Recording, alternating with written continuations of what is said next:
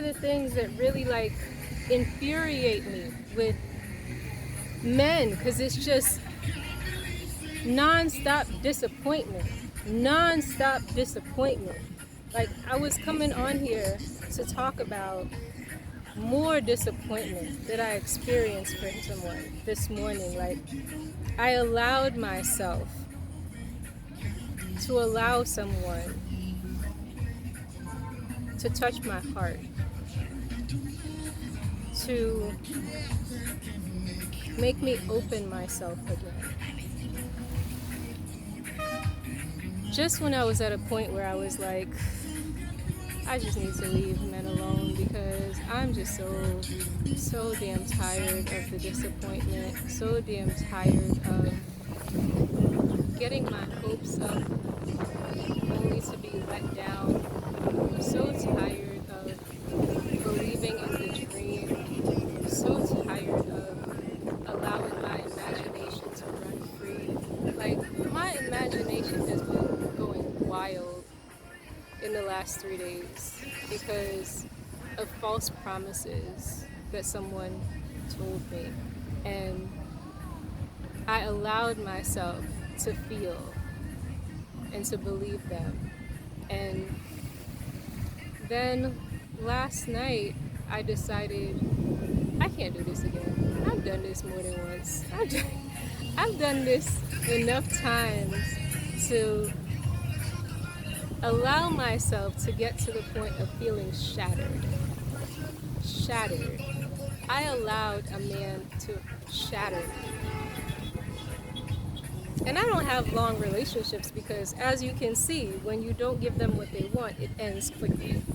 And whenever people ask about like, oh, what was your longest relationship, or those type of questions, they're surprised that I haven't had like a lot of relationships or long relationships, or how long I go without a man. And it's just because my discernment is strong. My intuition is strong. I have the gift of foresight. I can see what is ahead right now. And so when I see destruction, devastation, heartache, incompatibilities, like all of the issues that would work with someone, I choose to not continue it. Like, why am I going to continue staying in a situation that doesn't fulfill me? That's a waste of my time. I don't have to get to 5 years to know that something is a waste of my time. I can be in something for 5 months and see whether or not it's working. So for me, it's not, the time isn't important. Time is a construct created by this system. Time doesn't tell me anything about how the likelihood of success of a relationship with a man is. It's not time that tells me that. It's experience with the person. It's knowing a person. It's just being. It's just being with a person. Like, if I'm able to just be, and if I'm being me, how much friction do I have with the other person? And if there's a lot of friction, then I know that this isn't going to work. So what's the point in dragging it out for 2 years?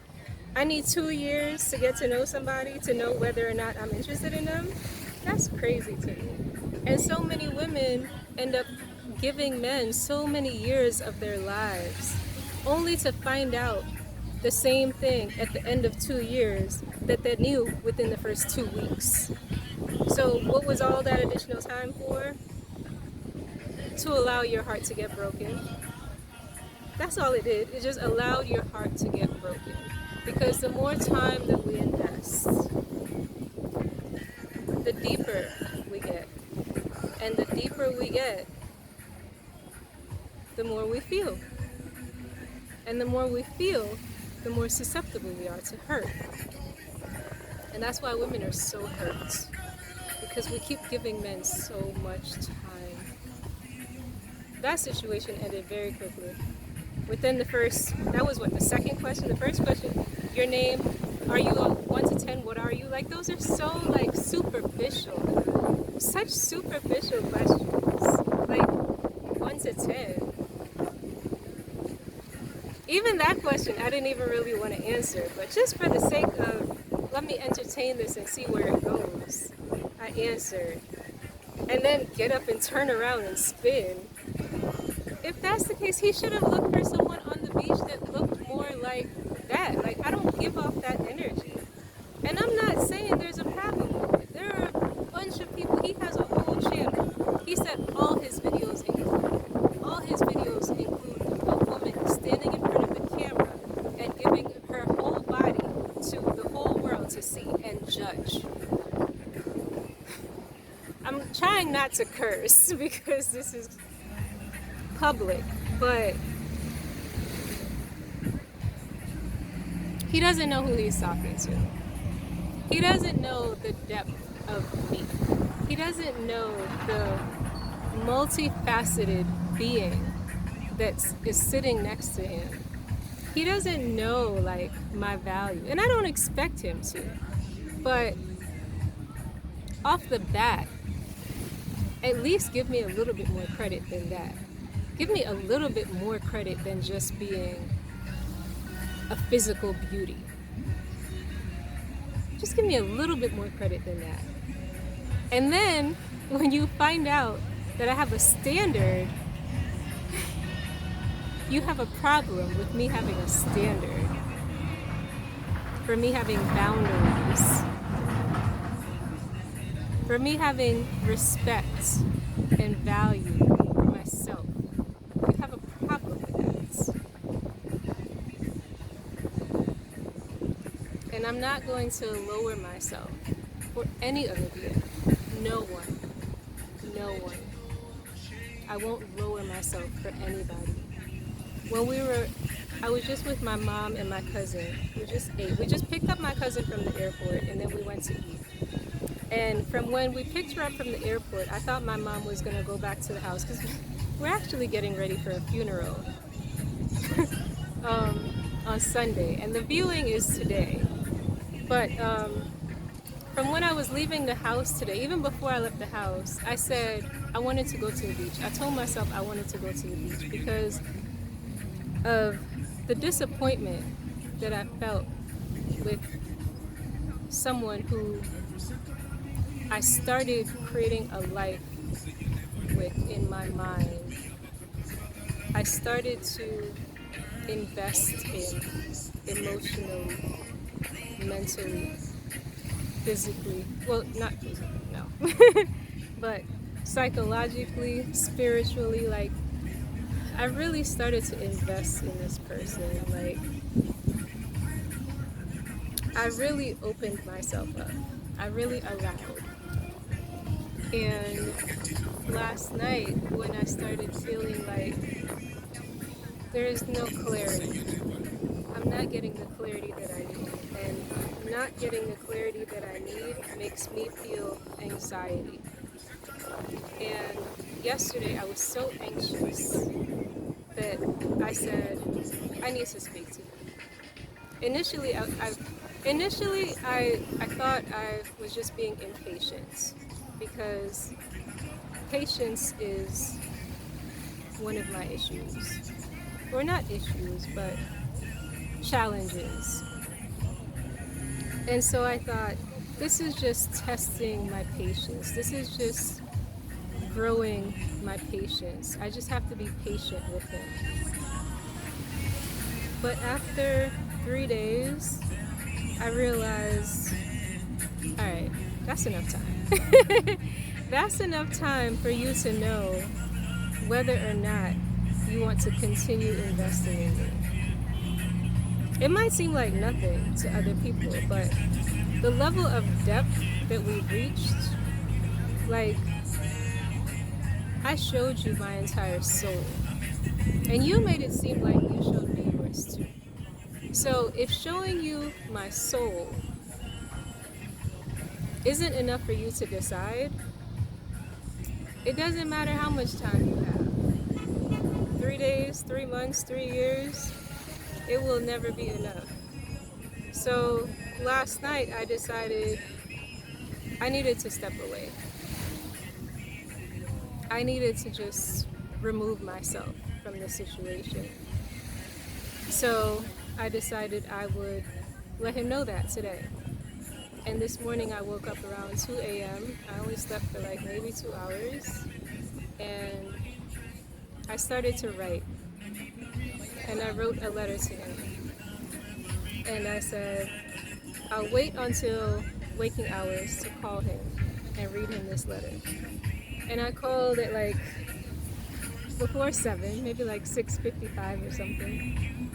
And he didn't answer, which I didn't necessarily expect. But I think I might have even called earlier than that the first time. And then I text him saying, I really need to speak to you.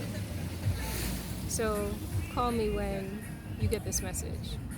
And then, oh, because I did call last night. Yeah, that's what it was. I called last night around 10 p.m. And I haven't heard back from him. So this morning, before 7, I called again. And then he called me back around like an hour later or something. I don't know. And he was like, is everything okay? Are you okay? And I said, kinda. Yeah, I guess. I will be. And he said, okay, good.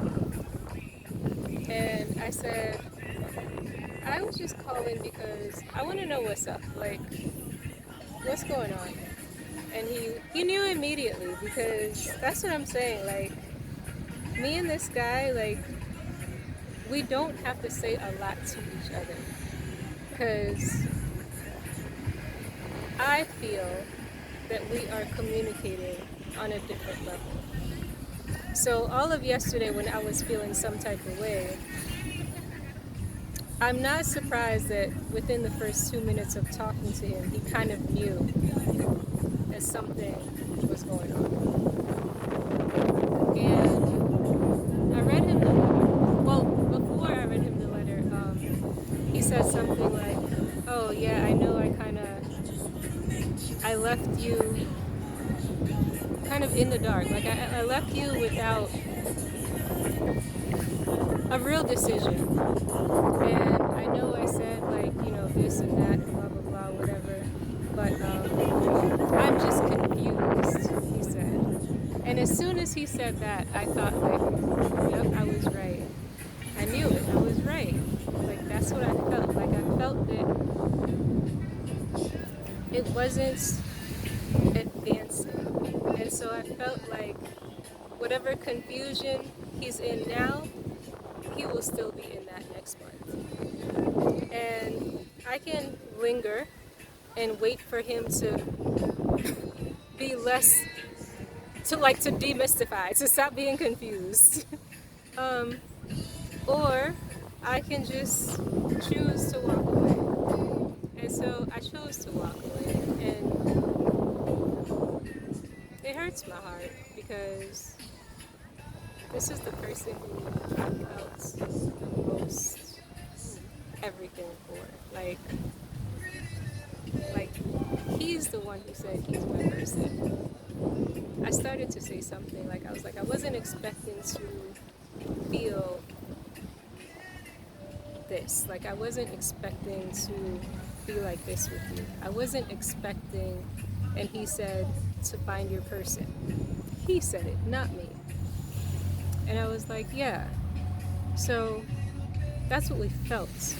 But for him, feeling just isn't enough. Like, I don't know, I guess he needs a construct of time. It needs to be a certain amount of time to validate our feelings.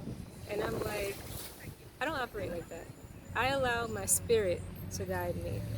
And my spirit guides me by allowing me to feel. And so if I feel depth for someone, that's me knowing you. And he said, in addition to being confused, he said, Shannon, I don't know you.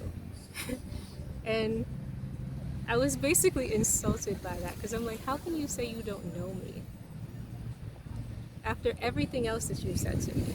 suddenly you don't know me. Why? Because you haven't known me for 2 years? Like, you've known the most intimate of me. The most intimate of me. And you don't know me. And he claims I know the most intimate of him. He claims that he's so, he's so vulnerable with me. He claims that I'm busy, sir. No. He claims that he feels safe with me. So you feel safe with me, and you tell me you trust me, and you tell me you love me, but you don't know me. Men are constantly interrupting. Constantly interrupting. They can't see you being and just leave you and let you be. They always have to interrupt. It's always about their agenda. It's always their agenda over yours. It doesn't matter what you're doing. I'm going to interrupt you because I have my own agenda.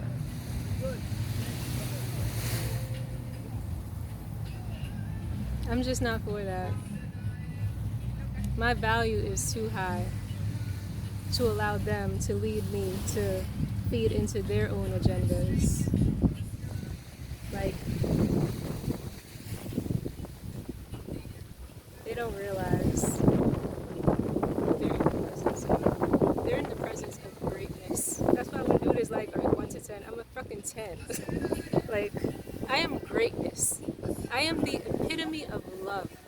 The epitome of love. I am truth in human form. Truth incarnated. Truth incarnated. I am the essence of God. I am so pure. So, what they're on, it doesn't, I'm not fazed by it. It doesn't matter. I command respect. I don't lower myself for any, that's where I was going in distractions. But, yeah, like, from the disappointment of this morning, I wanted to come to the beach because I felt like I need to be in the water. I need a moment of healing. I need to allow myself to just feel whatever I feel for today and move forward. So I decided I was going to come to the beach, and my cousin was coming in today. So me and my mom left the house to go pick her up, which I was planning to pick her up by myself, but we both went. So then I was like, okay, perfect. My mom can drop me off at the beach. So I just brought like my bathing suit and stuff. And then after we picked her up from the airport, she was hungry. So they wanted to get food. And my mom is like, do you want to eat first before you go to the beach? And I was like, sure, fine, because I was starving anyway. So after we eat, they're now going to go to the viewing and help the family set up the church for the funeral. And I decided I'm not doing that because literally no one, even as something as important as like a funeral, that's not what I need right now. Like right now I need to make sure that like I am okay. I need to make sure that like I don't fall down into the spiral of feeling hurt. So I need to just allow myself to feel whatever I feel today. And I'll meet up with them later. And so they're like, you're not coming with us? But they want us to come and help decorate the church. And I was just like, no, I'm going to the beach. And I know that sounds crazy, like mad selfish, but I've always been giving people and putting myself second and third and fourth. And I'm just not doing that anymore. Like this year is like solely focused on Shannon, priority number 1. Yssania, priority number 1. Everything else, backseat. So even in death, I have to prioritize my life. Because especially in this passing, I wanted to intercede. And when I wanted to help, because I have gifts to help, and I wanted to help, they didn't want to use me at that time. So the help that you want from me now, I'm not available for that right now. My mind, my body, my spirit, my heart needs something else right now. Right now it needs the water. I need to purify. I need to cleanse. I need to reconnect. I need to communicate. I need to receive. Right now, I need to be receiving. I need to get filled up. So I wanted to come to the beach for nature to refill me, because nature is my source. And I needed my source to pour back into me, because I poured out so much of myself for more disappointment. So when they're like, "You're not gonna come with us?" I was like, I looked at them and I smiled and I was like, "I'm gonna go to the beach." And they respectfully were like, "Okay." And that's the thing that I've realized in prioritizing myself. Like, you tell people what you're gonna do, and all they can do is accept it. Because what are they gonna do? Tie me down and make me do something I don't want to do? He wanted me to stand up and give him a 360. I'm like, the most you can do is move that camera around. But I'm not standing up, so you decide how you want to deal with that. And he had to. I told my mom and my cousin, I'm not going. And they had to drive off. I am operating in so much audacity right now. I know my family is about to be like, who the heck is this? This is not the Shannon we always knew. This is not the Shannon that always went along. But yeah, like that version of myself, she doesn't exist anymore.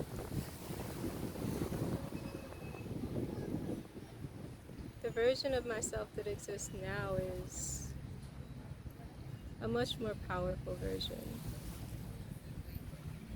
It's the version that knows herself and is obedient to herself and what she needs.